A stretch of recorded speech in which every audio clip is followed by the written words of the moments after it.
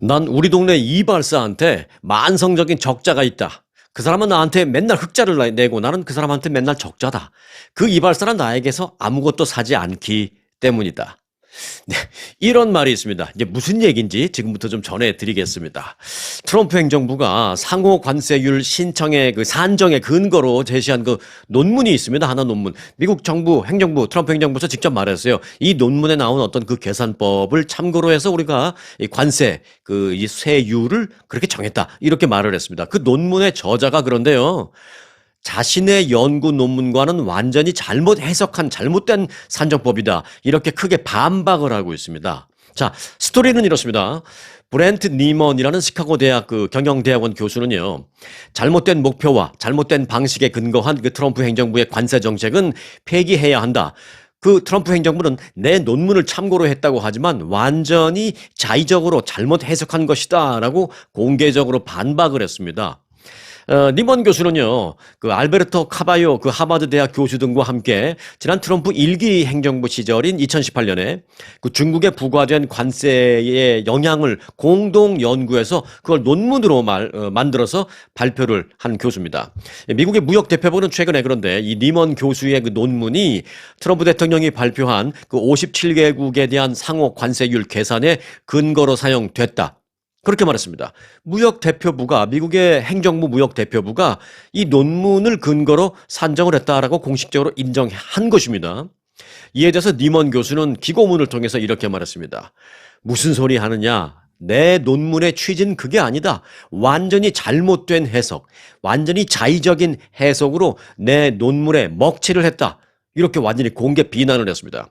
그는 중국에 부과한 관세가 미국 수입업자들에 미치는 영향을 뜻하는 그 수입 수요 그 가격 탄력성이라는 어떤 그 용어를 만들어서 이제 하나의 숫자를 제시했는데요. 그 수입 수요 가격 탄력성, 그러니까 수입해오는 가격, 또 뭐 이것을 판매하는 뭐 물가 뭐 이런 것을 연동한 건데요. 뭐 이 부분은 내용이 좀 복잡하니까 간단하게 말씀드리면 그 수입을 해오는 가격과 관세를 때려서 이제 수입해오는 가격과 물가와의 이제 연관성을 말하는 것입니다. 그런 가격 탄력성이 0.95에 가깝다라는 게 일단 이분 논문의 이제 결론입니다. 0.95. 이제 0.95를 잘 기억해 놓으시기 바라겠습니다. 중국에 그러니까 예를 들면 이런 겁니다. 20%의 관세를 부과할 경우에 0.95라는 숫자를 대입하면 미국의 수입업자의 부담은 19% 증가한다라는 것입니다. 그러면 그러니까 1대1은 아니라는 것이죠. 20% 관세 부과하면 물가 상승이 20%. 그건 아니고 0.95 정도가 되더라. 라고 이제 논문의 결론이 그렇습니다. 그래 결국 수입업자가 어떤 그 관세를 맞은 것에 대한 부분에 대해서 전반적으로 내가 그 손해를 감당하지 않고 이것을 그대로 소비자 가격으로 이제 전가시킨다면 결국 19% 물가 인상, 즉 0.95만큼의 이제 물가 인상이 된다는 것입니다. 그런데 이제 그렇게 관세율을 계산했다라고 자청하는 그 미국 무역 대표부가요, 이 수치를 그런데 이 논문에 나와 있는 0.95로 한 것이 아니라 어디서 나온 숫자인지 모르겠습니다만은 미국 트럼프 행정부, 미국 무역대표부 자기들 마음대로 0.25라는 숫자를 적용해서 계산한 것입니다. 계산하는 방식만 그 니먼 교수의 계산법을 이용했지 거기에 사용되는 수치는 트럼프 행정부 마음대로 정했다라는 것입니다. 만일 관세율을 책정하려면 이번에 행정부가 마음대로 정한 0.25가 아니라 니먼 교수의 논문대로 0.95를 제대로 적용을 했다라면 관세율은 지금 발표된 것과는 훨씬 적은 지금 발표된 것의 약 한 4분의 1 정도로 감소하게 된다라는 것입니다. 그러면 한국에 대한 관세율도 25%가 아니라 10% 아래로 내려간다. 라는 게 이 논문을 만든 니먼 교수의 그 발표 내용입니다. 니먼 교수는 내 논문에 나온 모든 것을 그대로 따를 거면 상관없지만 숫자는 자기들 마음대로 고치고 계산 방식만 따른다라면 내 논문을 심각하게 오염시키는 행위다라면서 매우 불쾌하다라는 입장을 밝혔습니다. 이에 대해서 트럼프 행정부는 누가 뭐라든 내 계산법은 이거니까 세계 모든 나라는 이걸 바꾸려면 뭐라도 들고 와라 라는 그런 입장을 밝히고 있습니다. 그런데 이제 니먼 교수는 또한 관세로 무역 적자를 줄이겠다는 그 발상 자체도 사실은 매우 비합리적이다라고 지적을 했습니다. 니먼 교수는 스리랑카는 미국, 그러니까 예를 든 거죠. 예를. 그리고 뭐 이게 뭐 가상의 예는 아닙니다. 실제의 예인데요. 미국과 스리랑카의 교역을 놓고 내가 한마디 하겠다라면서 이렇게 말했습니다. 스리랑카는 미국에 의류를 수출한다. 미국은 스리랑카에 의약품을 수출한다. 자, 이런 사실을 놓고 본다면 이 거래는 각 나라가 보유한 어떤 자원, 그리고 각 나라의 어떤 기술 개발의 수준이나 이런 차이를 반영하는 것일 뿐, 이 거래에서 적자가, 어느 한 나라가 적자가 난다고 하더라도 그것이 반드시 그게 불공정 경쟁을 의미하는 것은 아니다라고 설명했습니다. 그러면서 그는 이렇게 말했습니다.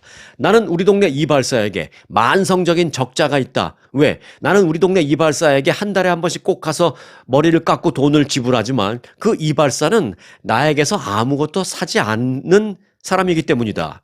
라고 말했습니다. 그러니까 그 이발사가 그렇다고 나한테 흑자를 낸다고, 내가 또 이발사한테 늘 적자를 낸다고 이게 불공정 거래냐? 아니라는 것이죠. 그러고 보니까 저도 가만히 생각하니까 우리 동네 주유소와 나는 또 일방적인 적자네요. 난 거기 가서 항상 가스를 넣지만 그 주유소 사장님은 나한테 뭐 돈 되는 일 하는 거 아무것도 없습니다. 그리고 우리 동네 마트와도 가만 생각하니까 저는 일방적인 적자네요. 생각해 보니까 그러네요. 자, 그렇다고 해서 제가 뭐 주유소에 가서도 적자 냈고 우리 동네 마트에 가서도 물건 사고 뭐 사 먹고 하면서 생각해 보면 그와는 마트 사장님과 나는 뭐 내가 늘 적자 관계고 그렇다고 해서 제가 뭐 파산한 건 아닙니다. 왜냐하면 또 다른 어느 곳에서 저는 흑자를 내는 것이고요. 또 나에게 적자를 본 어떤 사람은 또 다른 어떤 곳에서 흑자를 내고 있기 때문입니다. 늘 그런 것이죠. 자, 내가 우리 동네 이발사에게서 적자를 본다고 해서 그 사람한테 가서 갑자기 가서 여보쇼 이발사 양반, 당신은 나에게서 머리 깎고 돈만 받으니까 또 나한테 아무것도 돈 되는 일을 하지 않으니까 당신은 나에게 일방적인 흑자를 내고 있는 거고 나는 당신한테 일방적인 적자를 내고 있는 것인가? 자, 내가 이거 뭐 무슨 물건 하나 갖고 왔으니까 이거 사시오. 그 이발사는 나 그 물건 필요 없는데, 아니 필요 없어도 사. 왜냐면 나는 당신한테 늘 적자를 보니까 사람 말이야. 라고 그냥 우기는 거랑 다를 바가 없다라는 것입니다. 동네 이발사에게 적자를 본다라는 그 비유 정말 아주 천재적인 비유 같지 않습니까? 그런데요, 이 이발사 적자 그 얘기는요, 사실 그 니먼 교수가 갑자기 문득 생각나서 그냥 막 화나서 뱉은 그런 말은 아닙니다. 노벨 경제학상 수상자 로버트 솔로라는 전 하버드 대학 교수가 국제 무역에 대해서 설명하면서 국제 무대에서 한 유명한 연설 내용 중에 일부분, 연설 내용 중에 그 한 발언 내용이 바로 이겁니다. 이제 그 니먼 교수가 좀 차용을 한 거예요. 이제 어디 가서 아는 척 하기에 아주 좋은, 괜찮은 비유라는 생각이 들지 않습니까? 네. 우리 동네 이발사와 나와의 관계. 어디 가서, 그 아는 척 하실 때 좀 써먹으시기 바라겠습니다. 물론 지금 이제 관세 정책을 이제 비난하고 조금 이제 불만이 있는 그런 분들에게는 뭐 이렇게 뭐 좋은 그 비유가 될지 모르겠습니다만은 지금 이 관세 정책을 참아 궁극적으로는 체질 개선해야 되기 때문에 이 관세 정책이 결국은 우리에게 승리를 안겨줄 것이야라고 생각하시는 분들은 뭐 이런 비유 적절하지는 않으리라고 생각이 되니까 필요에 따라서 본인 소신에 따라서 알아서 맞게 사용하시기 바라겠습니다. 자, 그런데요, 이 일론 머스크가 관세 정책에 대해서 반대하는 입장을 밝혀서 지금 아주 그 관심을 끌고 있습니다. 일각에서는 트럼프 대통령과 일론 머스크가 서서히 드디어 이별을 준비하고 있는 것이 아니냐라는 그런 관측도 제기하고 있습니다. 일론 머스크는 최근 그 관세는 수입 물가를 올려서 미국 제조업에 좋지 못하다. 라는 말을 하는 등 기업인답게 좀 말을 하고 있는데요. 이게 트럼프 대통령 입장에서 보면 좀 분명히 껄끄러운 그런 말을 툭툭 뱉고 있습니다. 그는 특히 미국과 유럽연합 EU는 무관세로 나가야 한다 뭐 이런 말까지도 했습니다. 미국과 EU의 그 무관세 얘기는 EU 쪽에서 지금 하는 얘기예요. EU 쪽에서 그 트럼프 대통령과 협상을 하기 전에 들고 나온 카드가 이겁니다. 우리 아예 무관세로 가자 뭐 이런 얘기인데 근데 일론 머스크가 지금 오히려 EU 쪽에 동조되는 그런 말을 한 적도 있습니다. 심지어는 일론 머스크는 자신의 동생인 그 킴벌 머스크의 입을 빌려서 더 심한 말도 했습니다. 킴벌 머스크는 그 X에 이제 글을 올렸는데 뭐라고 올렸냐면요. 트럼프 대통령의 관세 정책은 미국 소비자에 대한 구조적이고 영구적인 세금이나 마찬가지다. 이렇게 심한 말까지도 했습니다. 일론 머스크의 동생은 그래서 관세 정책은 즉시 철폐돼야 된다. 이런 말까지 했습니다. 자, 일론 머스크는 아니지만 머스크 동생이 이런 말까지 했다라는 거. 어찌 보면 이제 정말 때가 된 건가라는 생각을 하게 되는 그런 발언입니다. 일론 머스크와 트럼프가 각을 세우기 시작하는 건가? 드디어 이제 그때가 된 건가? 이런 그 분석도 지금 일각에서는 나오고 있습니다. 여하튼 그 트럼프 대통령의 당선 직후 한두 달 그때와는 지금 확연히 다른 일론 머스크의 입장을 서서히 볼 수 있는 그런 발언들이었습니다. 자, 트럼프 행정부가 그 각 대학의 유학생들을 대상으로 지금 계속해서 이 유학생 비자를 지금 취소하는 사례가 속출하고 있습니다. 한인 학생들이 많이 거주하고 또 이 캘리포니아주의 명문이라고 하는 그런 대학들, 예를 들면 UCLA 이런 대학에서도 유학생들이 갑자기 비자가 취소되는 사태가 속출하고 있습니다. 자, UCLA를 비롯해서 스탠포드 대학을 포함한 캘리포니아 내의 여러 그 유수의 대학에서 유학생들의 비자 수십 건이 사전 통보도 없이 갑자기 일방적으로 취소되는 일들이 발생했습니다. 연방 이민 당국의 이번 조치로 인해서 그 LA에서만 최소 12명의 유학생이 UCLA에서만 최소 12명의 유학생이 사전 통보도 받지 못한 상태에서 비자 취소가 된 것입니다. 원래 이런 일은 뭐 흔하지 않습니다만은 뭐 있다 하더라도 그 연방정부가 이민국이 그 학교에 통보를 합니다. 당신의 학교에 이런 유학생, 이런 문제 또는 범죄, 이런 문제 때문에 이민국에서 더 이상 유학생 비자를 할 수가 없으니 취소를 하겠습니다라고 학교에 통보하는 게 지금까지의 관례였는데 이번 UCLA의 경우에는 학교에 통보도 안 됐다라는 것입니다. 일부 비자 취소는 친팔레스타인 시위 참여한 학생들을 대상으로 한 것으로 그렇게 판단되고 있습니다만은 또 일부 학생들은요, 그 시위에 전혀 연관이 없는 학생들이었습니다. 그 시위와 무관한 학생들도 무차별적으로 이 비자가 취소된 것으로 알려졌습니다. UCLA의 총장님은 그래서 뭐라 그랬냐면요, 12명의 우리 학생들이 비자가 취소된 것을 나도 나중에 알았다. 연방정부에서 우리 학교에 통보도 하지 않고 일방적으로 취소해서 나도 나중에 알았다. 이렇게 얘기하고 있습니다. 자, 이 같은 비자 취소는 연방국토안보부 산하의 이민세관 단속국이 운영하는 그러니까 ICE라고 하죠. ICE가 운영하는 유학생 및 교환 방문자 관리 시스템. 요걸 이제 세비스라고 합니다. 이 세비스의 기록을 통해서 학교 측이 나중에 이제 세비스하고 이제 무슨 일을 하다가 보니까 우리 학교 학생이 왜 세비스에 비자가 취소된 걸로 나와 있지? 이상하다라고 하고 나중에 알아보니까 연방 이민국이 그냥 말도 없이 취소해 버린 것입니다. 캘리포니아에서 전제까지 취소된 사례를 보니까 UCLA에서 12명, UC 버클리에서 6명, UC 샌디에고에서 5명, UC 데이비스에서 12명, 그리고 스탠포드 대학이 6명 등입니다. 요건 이제 최소 수치입니다. 최소 수치. 요게 이제 확인된 것만 그렇다라는 것입니다. 자, LA 타임즈에 따르면 이보다 더 있을 것이다라는 것입니다.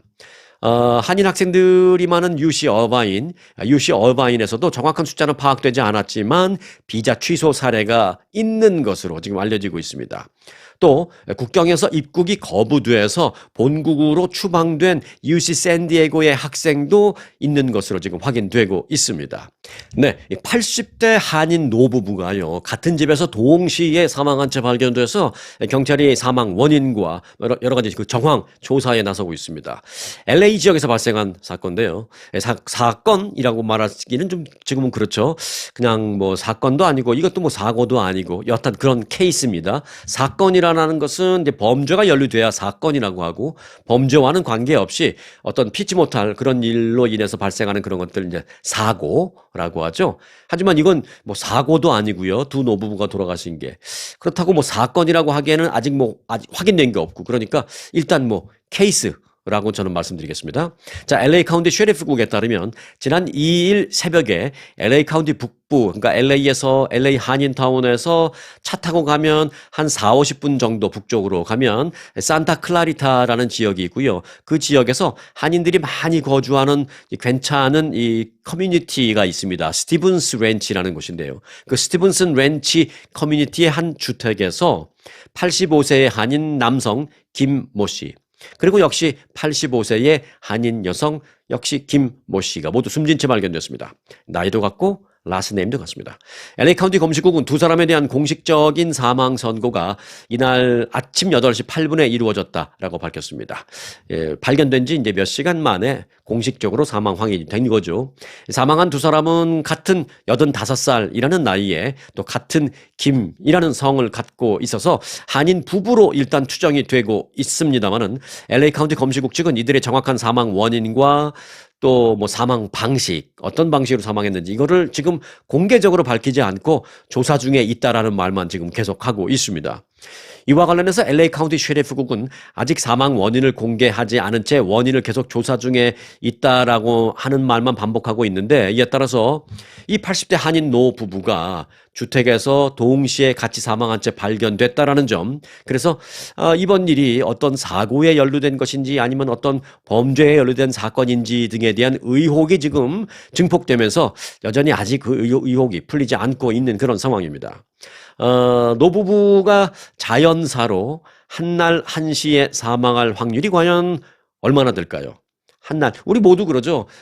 부부가 되면서 이제 우리가 나중에 나이 먹으면 손 꼭 붙잡고 한날 한시에 똑같이 죽었으면 좋겠다. 뭐 이런 말 하죠. 아니면 이제 뭐 남편 되시는 분들은 내가 당신보다 1분 더 늦게 죽을게. 당신 다 지켜주고 뭐 이런 얘기도 합니다만은, 사실 그게 우리들이 뭐 바람이기도 하고 좀 로망이기도 합니다만은, 사실 확률적으로는 그게 인위적으로 뭐가 개입되지 않는 한 확률적으로는 사실 거의 불가능에 가까운 것으로 우리는 이제 생각할 수 있잖아요. 그런데 이제 이런 일이 발생해서 지금 많은 궁금증을 자아내고 있습니다. 그래서 경찰은 혹시 두 분이 같이 어떤 뭐 극단적인 선택을 서로 도와주는 방식으로 한 것이 아닌지, 아니면 어떤 그 범죄와 연루된 것이 아닌지 등등을 현재 조사하고 있습니다.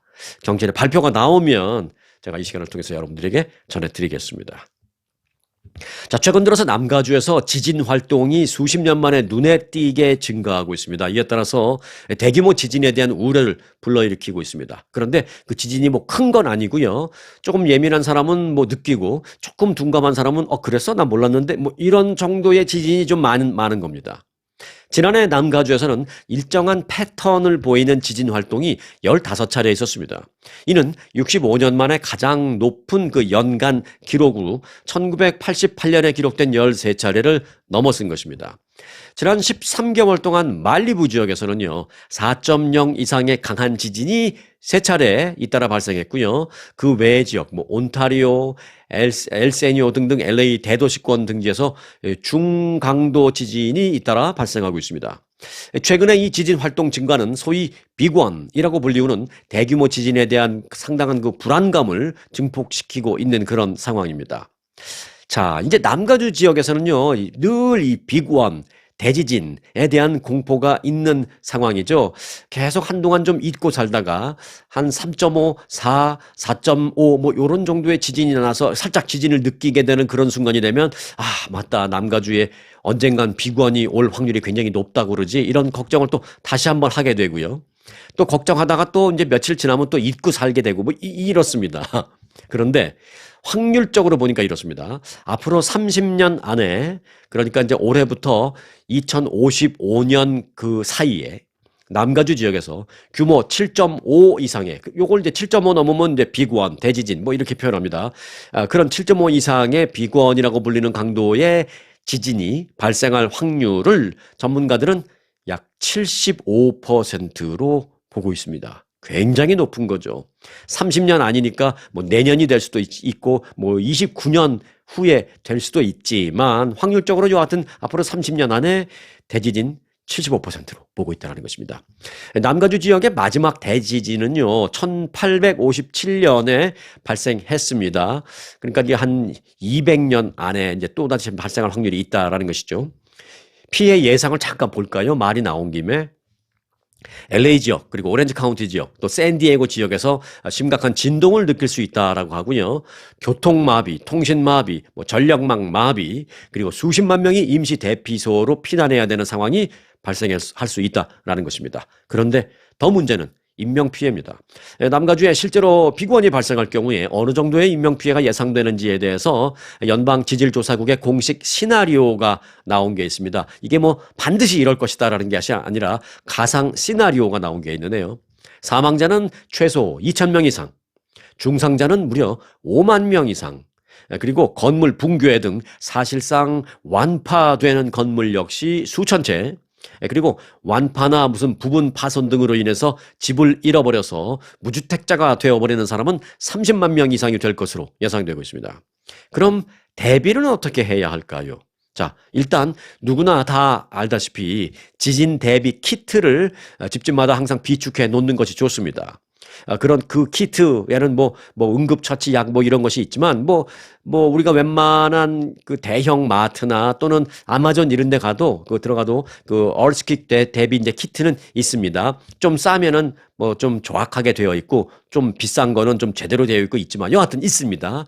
그 외에 이제 추가적으로 좀 더 준비해 놓을 게 있다면 이제 물을 비롯해서 최소한 한 일주일 정도는 사용할 수 있는 먹을 수 있는 식량, 그리고 전기가 안 들어올 걸 대비해서 우리 포터블 가스 버너 있죠? 우리 한국 사람들은 브루스타 옛날에서 그렇게 많이 했는데 이제 그 포터블 가스 버너 그 하나 준비해 놓으시면 좋고요. 그리고 대피를 어떻게 순식간에 10초, 15초 안에 내가 빨리 빠져나가는 안전한 곳으로 몸을 피할 수 있는 그 대피 경로. 그게 내가 일하는 사무실이 됐던 또 내가 자주 가는 교회나 성당이나 사찰이나 종교기관이 됐던 아니면 학교가 됐던 아니면 내가 많은 시간을 머물고 있는 집이 됐던 하여간 10초, 15초 빠른 시간에 내가 안전한 곳으로 빠져나갈 수 있는 대피 경로를 미리 이렇게 생각해 놓는 것도 중요하다라고 합니다. 그리고 이제 추후 가족들과 연락할 수 있는 가족 연락망도 미리 설정해 놓아야 합니다. 특히 각 지역에서 제공하는 그 쉐이크 얼러트 앱이 있습니다. 쉐이크 얼러트 앱, 지진 대비, 지진 조기 경보 앱인데요. 이 앱을 미리 스마트폰에 깔아 놓으면 만일의 경우에 조금이라도 빨리 5초, 10초라도 빨리 경보를 받을 수 있기 때문에 아주 유용하다라고 합니다. 대지진이 발생했을 때 5초, 10초는 정말 생사를 가누는 어마어마하게 큰 중요한 시간이기 때문에 그 앱을 깔아 놓으면 큰 도움이 된다. 라는 것입니다. 예, 각 지역마다 있으니까 한번 찾아서 쉐이크 얼러트 또는 얼스킥 얼러트 이런 앱을 꼭 좀 깔아 놓으시기 바라겠습니다.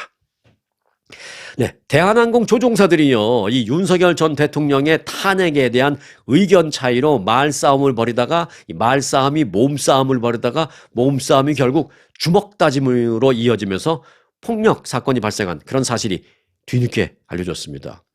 이들은 그 다음날 비행기 조정도 하지 못한 것으로 밝혀졌습니다. 자, 스토리는 이렇습니다.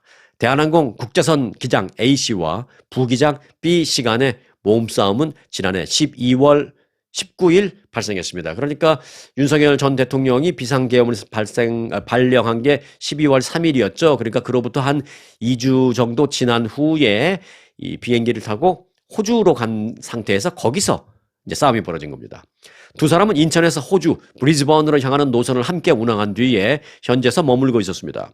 이들은 호텔에서 12.3 비상계엄 사태와 윤 전 대통령의 그 탄핵 필요성 등에 대한 의견을 서로 말하다가 다투기 시작했고요. 이 말싸움 다툼이 급기야 서로에게 주먹다짐으로 이어지는 사건으로 발생했습니다. 이 사건으로 기장 A씨는 부기장을 향해서 주먹을 막 휘두르다가 부기장이 발로 차고 엎어치기 하고 막 이러면서 기장 A씨는 큰 부상을 입어서 구급 차량에 의해서 현지 병원으로 옮겨졌습니다. 일단 기장님이 부기장님보다는 나이가 훨씬 더 많으실 테니까 몸싸움에서 더 큰 부상을 입었습니다. 그래서 호주 경찰까지 긴급 출동한 큰 사건이었습니다. 한 팀으로 비행에 나섰던 두 사람, 결국 귀국편 운항에 둘 다 참여하지 못했고요. 이후 각각 다른 비행기로 따로 귀국했습니다.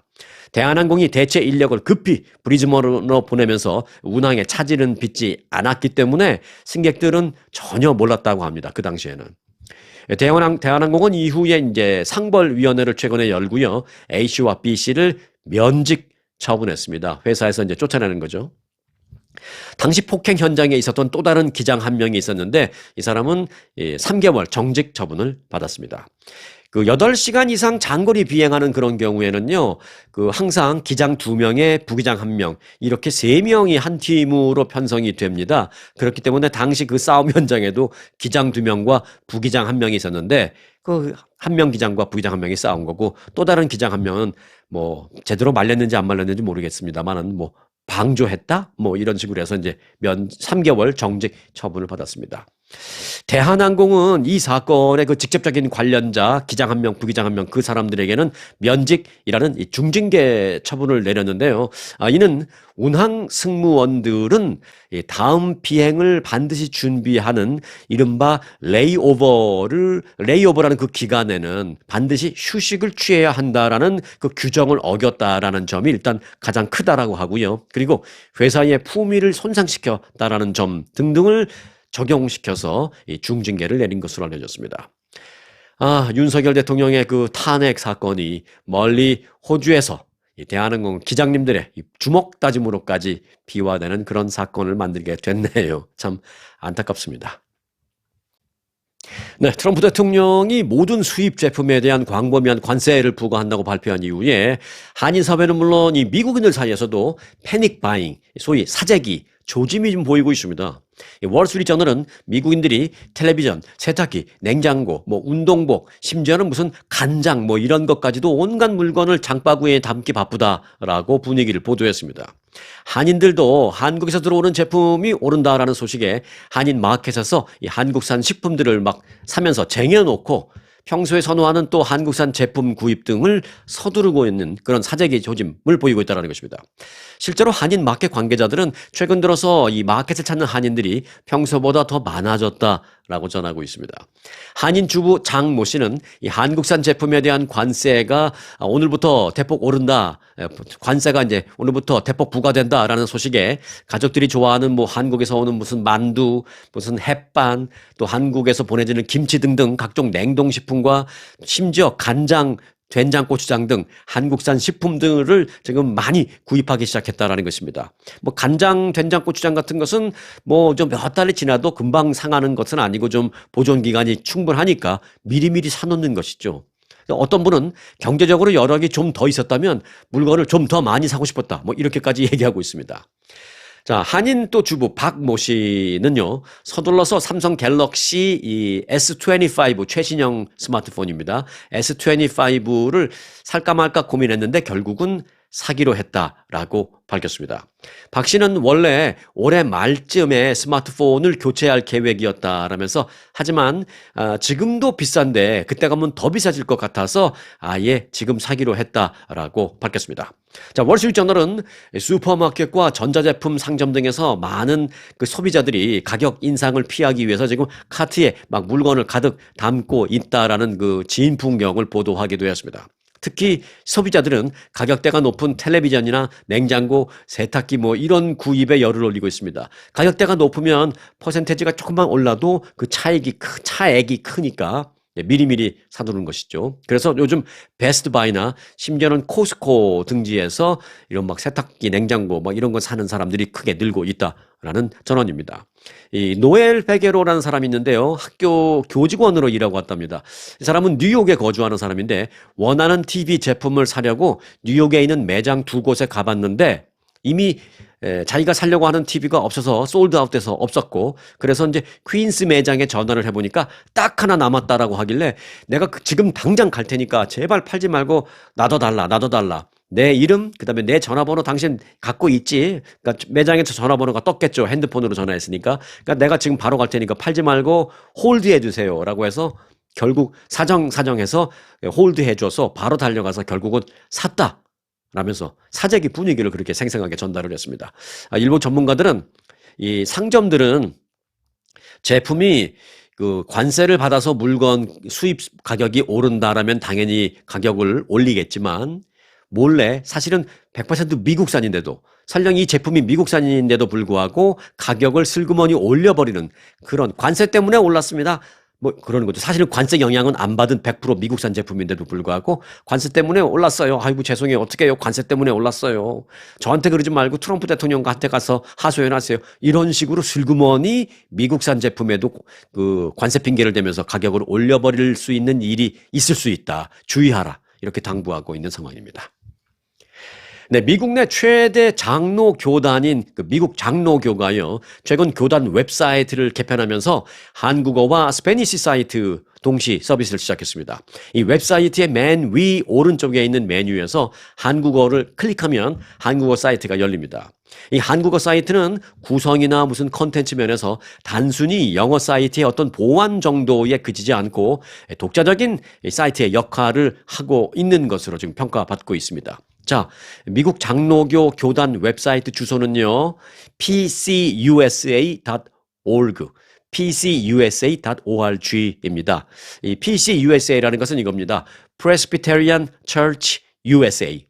Presbyterian Church USA를 줄인 말입니다. pcusa.org. 혹시 장로교 다니시는 분들은 뭐 참고하시기 바라겠습니다. 한번 쭉 한국어 사이트도 한번 둘러보시기 바라겠습니다. 자, 오늘 영상은 여기까지입니다. 오늘도 편안한 하루 되시기 바랍니다. 고맙습니다.